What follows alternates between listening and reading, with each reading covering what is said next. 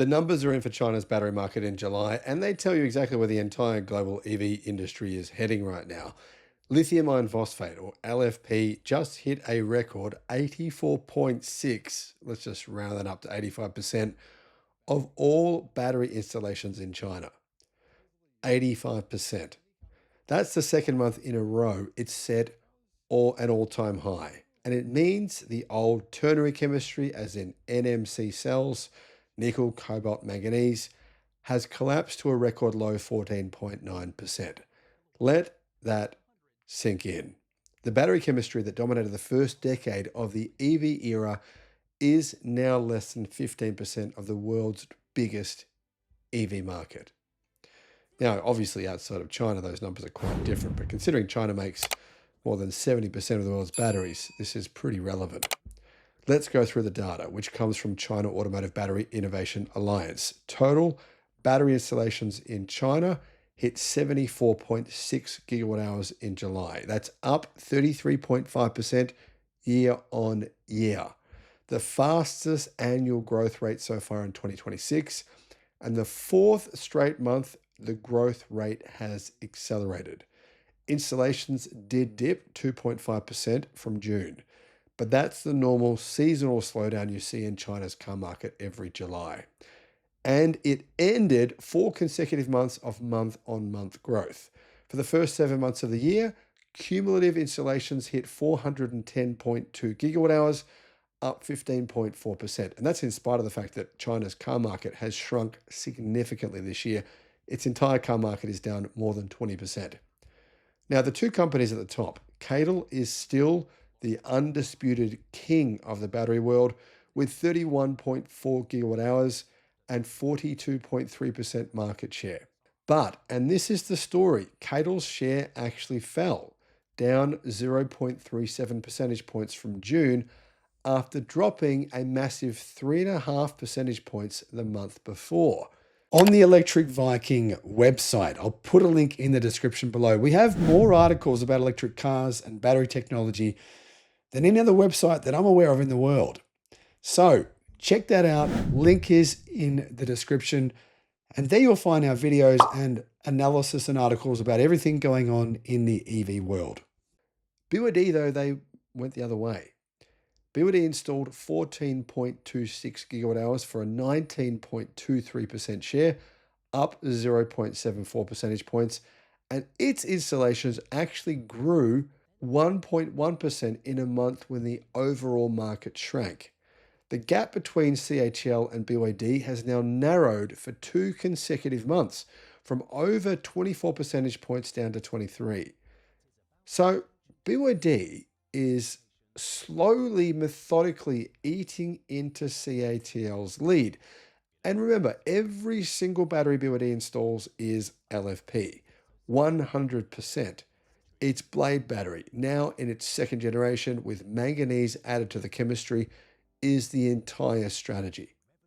Behind them, CALB took third with 7%, Goshon fourth, Eve Energy fifth, and here's the telling detail. The top 5 now control 81% of the market. The industry is consolidating. If you're a small battery maker in China right now, you're getting squeezed out. It's almost impossible to compete. So why is LFP winning so decisively? 3 reasons. It's cheaper, it's safer, and it lasts longer. Yes, ternary batteries, as in NMC batteries, they do pack more energy density per kilogram, especially some of the more advanced ones, like the ones that BMW are using from AESC. And this is why catl still owns nearly 76% of that shrinking premium segment. But Chinese buyers have moved past range anxiety. With EV penetration up at nearly 50%, as in pure EVs, the mainstream buyer cares about price, about safety, and about battery longevity more than anything else. And LFP wins on all 3. That's also why LFP has overtaken ternary chemistry for the first time worldwide, not just in China. You might be thinking to yourself, well, what about sodium? And I'll get to that. This all matters everywhere. Chinese companies hold over 70% of the global battery market. BYD holds 14.4% globally. Whatever chemistry wins, In the first half of 2026, catl had 40% and BYD 14.4%. Whatever chemistry wins in China wins the world. And it's why Tesla, Ford, and basically every legacy automaker right now is scrambling to secure LFP supply or license the technology. One more thing to watch. From the 1st of September, China is imposing a 2% consumption tax on lithium-ion batteries, rising to 4% next year, with sodium-ion and solid-state battery cells exempt from these 4% taxes. In fact, in many cases, getting incentives. So really, the Chinese government are taking money away from lithium iron phosphate and subsidizing what they see as the next frontier. That's Beijing deliberately pushing the industry towards next generation chemistry, and it advantages automakers like BYD who build their own cells in-house. catl suddenly has a tax wedge between itself and its customers. The takeaway: cheap, safe, iron-based batteries have won the volume game, exactly as the cost curves predicted a decade ago. If you're buying an EV anywhere in the world in the next few years, odds are rising every single month that there's an LFP battery in that car, and that it was made by catl or BYD. Guys, tell me in the comments, would you take lithium iron phosphate longevity over the range of an NMC battery? I read everything. I'll see you in the next one. Bye-bye.